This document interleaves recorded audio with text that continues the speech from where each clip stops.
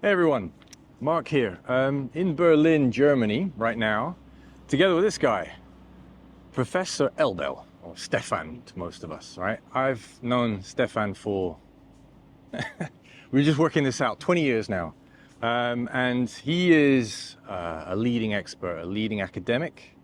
He heads up the cooling department here at the Technical University of Berlin, but also is very close to industry because he's CEO of an engineering company, an engineering consultancy, Creative Thermal Solutions, CTS, based in Illinois, in the US. So he has two hats, right? That's right. And so working both in academia and with industry on cutting edge cooling and heating applications worldwide. Why have I known this guy for 20 years?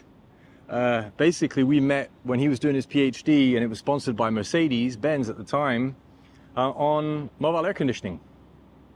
So, you know, we're quite familiar with natural refrigerants taking over in commercial refrigeration and industrial refrigeration. That's kind of more and more people are expecting that or seeing that across regions of the world. Same thing for heat pumps. But now we're going to talk about cars. And there's some exciting new developments in this space, right? And Stefan is very well adversed on this. He knows what's going on in terms of the technology providers and solutions there. So I guess, Stefan, my first question for you is 20 years, right? Since we first spoke about mobile air conditioning. We're now in 2024, fast forward 2024. Why are we talking about natural refrigerants in mobile air conditioning today? You could ask, are we asking the question why we work on natural refrigerants again, or are we still working on it? Or I think the story, again, probably. Again. Because there was a kind of like a gap.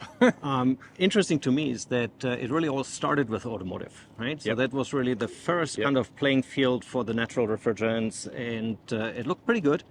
And then at some point, for various reasons, you know, industry folks can tell us those related to cost and so forth. It seemed like that decision was made to go to a synthetic alternative, and that closed the book for quite a few years. And we went on, you know, to work more on stationary systems, commercial refrigeration, you know, all kinds of supermarkets, of course. And the synthetic that won that time round was the HFO 1234F, which is a refrigerant that many of us will know. Exactly. And then an exciting thing happened, and this is that the world understood that we need to decarbonize, you know, not only industry, but also consumer items, and, you know, the cars are certainly among them.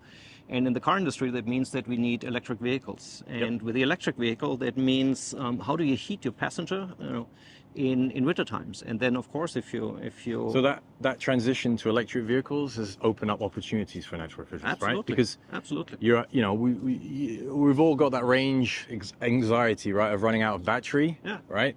So you need super efficient systems for cooling people, but also for heating them. Exactly. And I guess that's where the naturals have an advantage, right, over 1234. I think it was really the first time that you know, the air conditioning system in a car is not only seen as a luxury kind of thing, but really now it's a necessity, because you need to keep your systems functioning. I mean, it's not only the people that need the cooling or the heating; it's also the systems, like, you know, the inverters that need cooling, the battery in winter that might need heating, and so forth.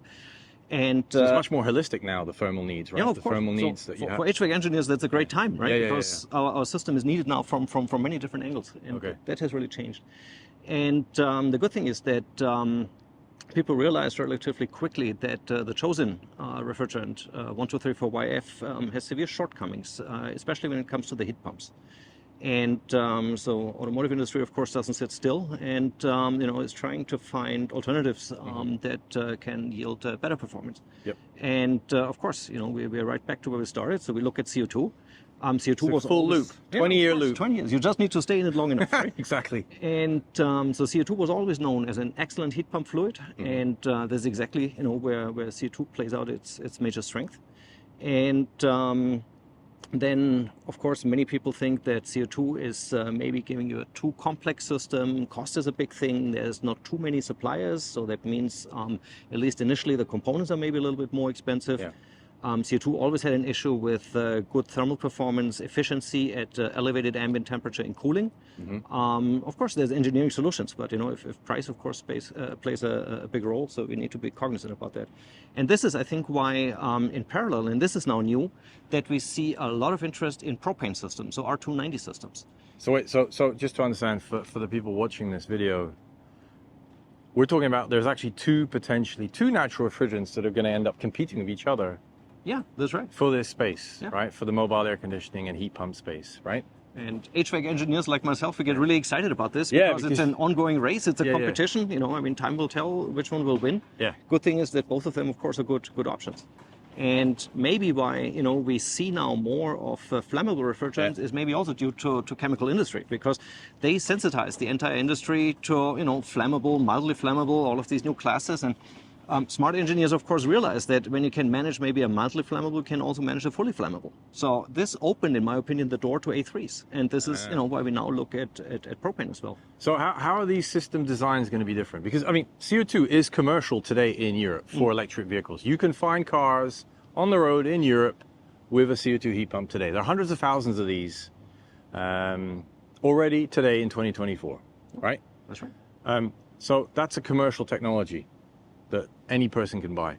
Propane is coming, right? It's kind of there. There's a lot of development, but how will these design, or how are these systems going to be different in electric vehicles? If you look at the core components of a propane system, like the compressor or, you know, a condenser that is needed for the outside, that is very conventional. Okay. So conventional translates maybe to a relatively modest price, you know, no or very small price increase. On the other hand, we need to mitigate the flammability risk, and you can do two things. You can reduce your charge, and you can keep it away, or, you know, in addition, keep it away from the users. But if you're going to be charging, if you're going to be cooling the battery, you probably would want to increase the charge, right? The thermal needs, the needs will be there for a higher charge, right? That's right. So this is a little bit, you know, a kind of competing demand. I mean, on one side you want to reduce the charge, on the other hand, everybody needs higher capacity because the heating and cooling loads have simply increased. Okay. And one solution could be, or, you know, seems to be, a secondary loop, which means that we rely on a heat transfer carrier, on a heat transfer fluid, which means we chill, you know, a glycol water mixture, and then distribute that glycol water mixture to all of the elements in the car that need heating or cooling. You can switch with valves and whatnot, and then basically make the system much more compact. And you could say that maybe a thermal management system of the future will need that secondary loop anyway. So even a CO2 system might need a secondary loop. And that could shift the favor, in my opinion, towards propane.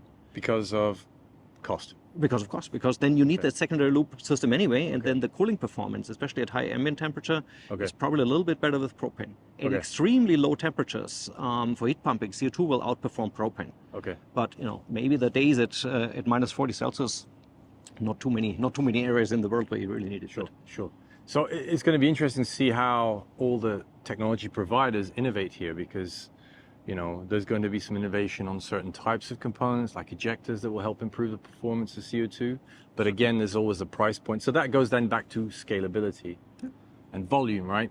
Absolutely. So when you're buying, you know, when you're selling millions of these a year, then the price point will become negligible. I mean, we've seen that in commercial refrigeration, where CO2 at the beginning was a lot more expensive, and now it's cheaper because HFCs also include their pollution price, right? to be clear on that. So you're gonna see the next 2-3 years are going to be quite exciting, because there's going to be a lot of different providers coming with different solutions at different price points and performances. Yes, of course, that all helps us. I mean, the more players enter the playing field, I mean, the better it is. You know. So for you as an academic, you're quite excited about this new opportunity, because this is what we should have done 20 years ago, right? It just took a while, but I guess if you're persistent, you know, it pays off. All right. Well, so if you want to learn more about mobile air conditioning, there's an event happening in Berlin right now that we're co-hosting, called the Atmo Max Summit, in partnership with Technical University of Berlin. There'll be a lot of information and slide decks that you'll be able to access freely from this event. Lots of exciting presentations. And then, you know, I would recommend that you follow Stefan on LinkedIn and on the internet generally, because he has a lot of insights and is working closely with many of these industry players. And it'll be very interesting to see how this all plays out in the coming years. And the good news here is that whether you go CO2 or propane, they're both PFAS free. And as we're going to find out more and more, PFAS is a big deal. And so we need to find those alternatives, and we have two really good options here. So over and out.